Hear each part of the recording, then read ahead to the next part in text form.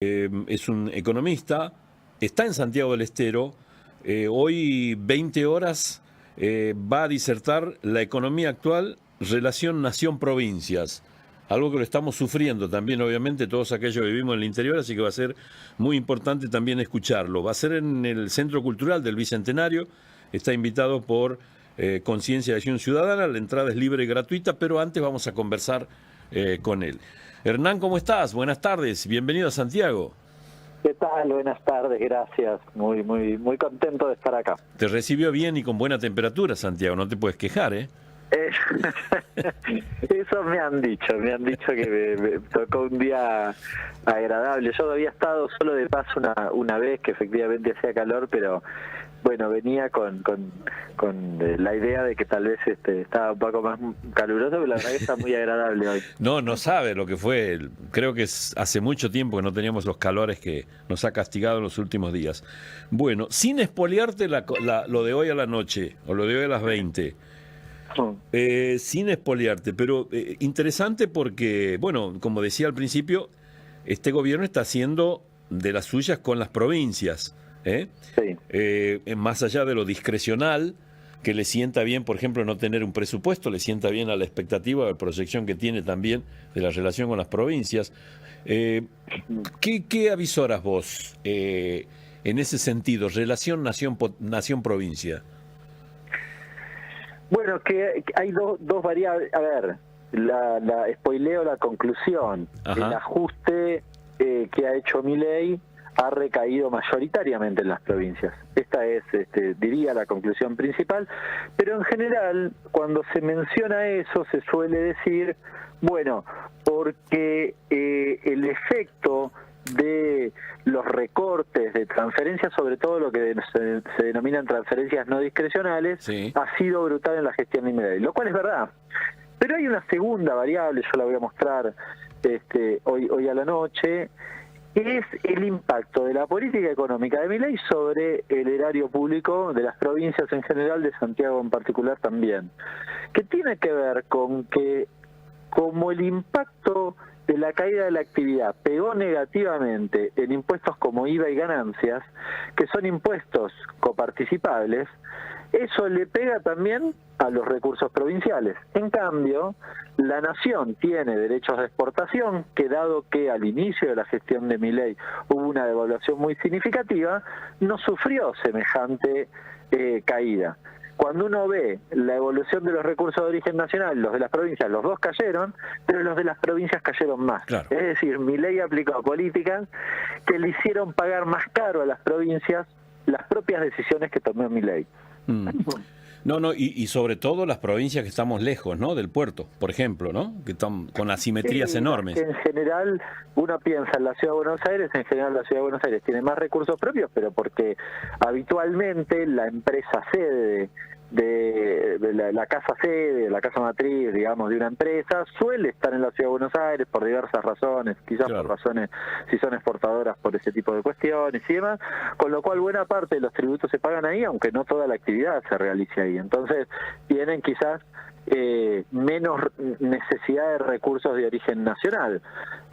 Algunas otras provincias no sucede eso, obviamente las provincias que no tienen regalías, por ejemplo, Neuquén quizá la pasó un poco menos peor porque el efecto de la devaluación sobre las regalías también, tuvo resultados o algún impacto, pero en el caso de una provincia como Santiago es más complicada.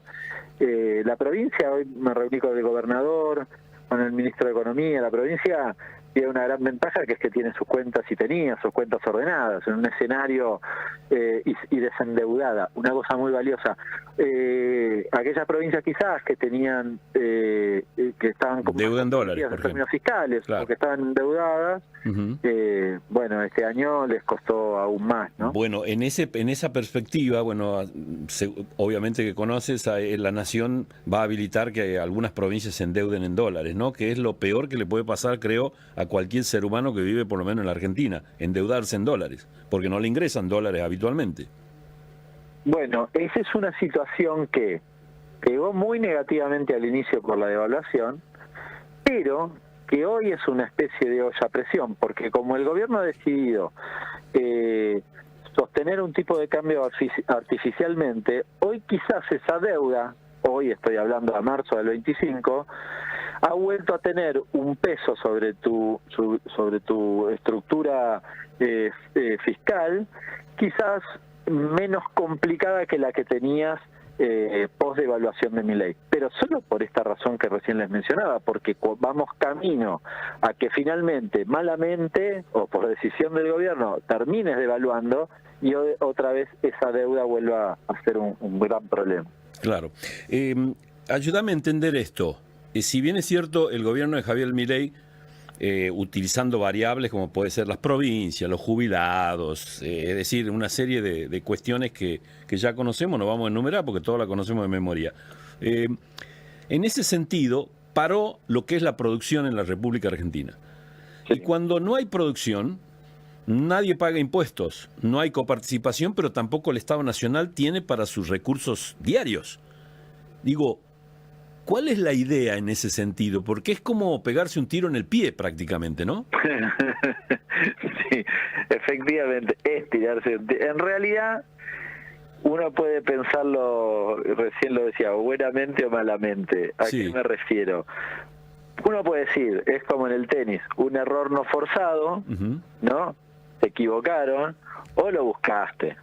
Bueno, la verdad, yo tiendo quizás a pensar que lo buscaron, es decir, que hay algún grado de conciencia de que este escenario hace ganadores a determinados sectores y perdedores a determinados sectores, y que había o que hubo una decisión de buscar eso, ¿no? Es decir, en la Argentina, ¿quién ganó desde que asumió Milei? Y intermediación financiera fue, por ejemplo, el sector más beneficiado de todos los sectores. Y con el diario del lunes, las minerías, por ejemplo. Puestos de trabajo. O lo extractivo, con el diario del lunes. Nosotros, el común de la gente, la vimos pasar. Sí, ¿no? está bien. Esa es la realidad. No, y te decía, con el diario del lunes, o después pasó el tiempo, la actividad extractiva. Eso también que gana mucho. Sí, la minera. Yo ayer me reuní, pero ojo, porque en la minera efectivamente muestra un desempeño, digamos, bastante por encima del promedio, pero ni siquiera uniforme, porque, por ejemplo, el sector de las caleras, que produce cal, está vinculada, obviamente, es sector minero, y está vinculada a la producción, a la actividad de la construcción, y la está pasando muy mal. Claro, también. Claro. Ni siquiera es uniforme. Y hay una cuestión que también preocupa, la verdad que tengo un montón de temas, pero no te quiero distraer mucho porque entiendo que estás trabajando, más allá que estés en Santiago, estás trabajando. Estoy terminando la presentación de dentro de un rato. Claro. Pero acorto los temas. Hay una situación que hoy se plantea y que creo que el gobierno también está preocupado en ese sentido, que es el famoso carry trade. Sí. Si bien es cierto, no hay dólares para atender un dólar planchado, ¿qué van a hacer cuando es la gente que optó por el carry trade quiera sus dólares? Bueno, es la pregunta del millón, porque el problema es que Milei no lo va a decir. No. Pero en la práctica es lo que sucede. No resolvió el problema de fondo, el problema estructural de la economía argentina. ¿A qué me refiero? La Argentina sigue gastando, lo digo de manera brutal, y sigue gastando $100 y le ingresan 80. ¿Bien? Claro. Incluso con carry trade. ¿Cuál es el problema del carry trade? El problema del carry trade es, para tratar de además lograr 80 y que no sean 100 contra 60, yo pongo la tasa de interés bien alta para que la gente me demande menos. Se queden en pesos y no se vayan al dólar. Ayer hubo una licitación, volvieron a subir la tasa. La tasa en dólares también la subieron, ¿no? Sí, en realidad la subieron en pesos, con una licitación en pesos, pero contra el tipo de cambio al 1%, te mejora el rendimiento en dólares, porque el problema es que como ya todos medio olfateamos eso, varios ya se empiezan a ir al dólar paralelo, y entonces el dólar paralelo ya no está en retroceso como cuando estaba el blanqueo. Entonces cuando se mueve, si se mueve 2%, perdiste la rentabilidad en dólares que supuestamente el gobierno te garantiza. Entonces, para que eso suceda, te sube la tasa en pesos. El problema es que cuando Eso tiene una fecha de vencimiento, que va subiendo, la va subiendo, lo que le pasó a Macri. Cuando todo el mundo olfatea que cada vez vas a tener menos dólares, va a buscar sus dólares, pero el problema del carry es que cuando yo entro, agarro $100, los cambio, hago pesos y hago tasa, pero cuando voy a salir, ya no son $100, son 100 más los intereses. Exacto, claro. Entonces necesito más dólares, y si no los conseguí, porque no, la ecuación no está resuelta, porque el flujo no está resuelto, tengo un problema serio. Eso es lo que está pasando en la actualidad. Y esos dólares que está pidiendo al fondo Caputo y Milei son para atender también el carry, ¿no?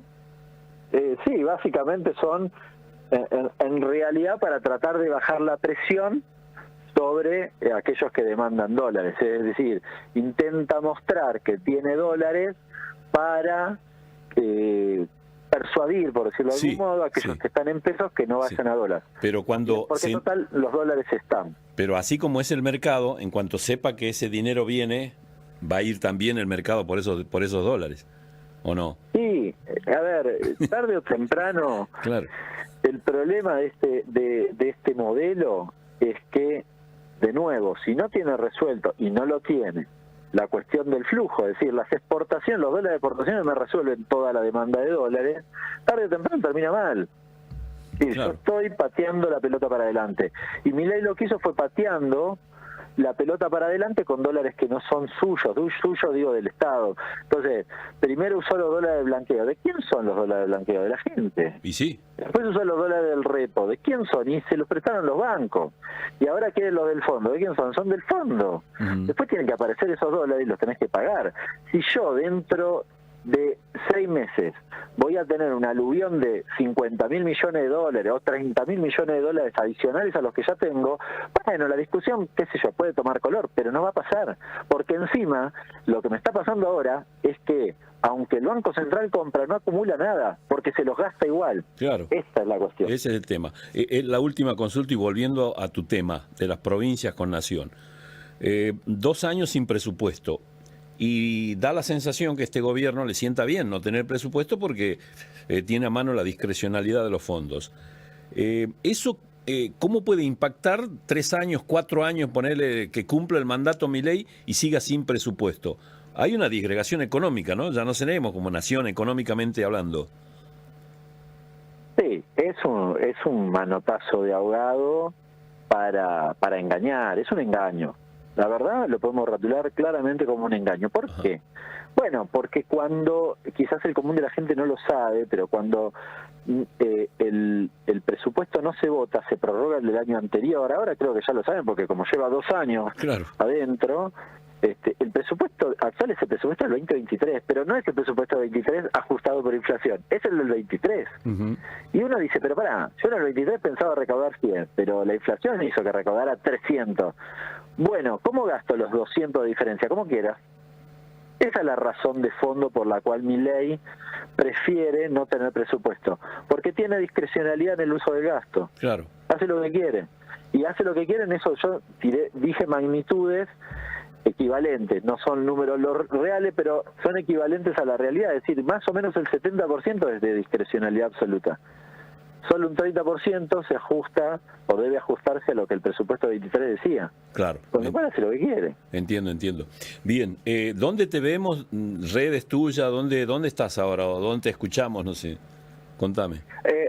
Yo estoy, bueno, mis redes, Hernán Letcher, Letcher es L-T-C-H-R con una T en el medio y de R final, y después ahí me encuentran. En general tengo redes muy activas, así que aquel que le gusta un poco la economía y le va a gustar, y además como suelo entrar bastante seguido, si me escriben, me comentan, qué sé yo, les contesto rápidamente. Está bien, porque son muy dinámicos. El lunes arranco en QR, que era el programa que hacíamos en A24 hasta el año pasado, hasta enero lo hicimos, y ahora arranca en Bravo TV.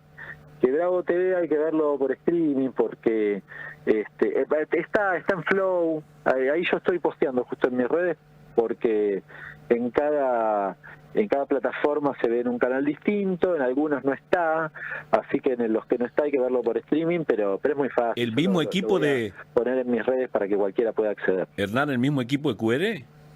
el mismo equipo se fue Pablo Ibáñez y vino un columnista de política que se llama Caminos, que es muy piola, Mariano, y después seguimos los domingos en GPS, como siempre, ¿no? Claro, claro. Bien. Bueno, muchas gracias. Espero que disfrutes, Santiago. Gracias por atendernos y muy interesante hablar contigo. Muy amable, ¿eh?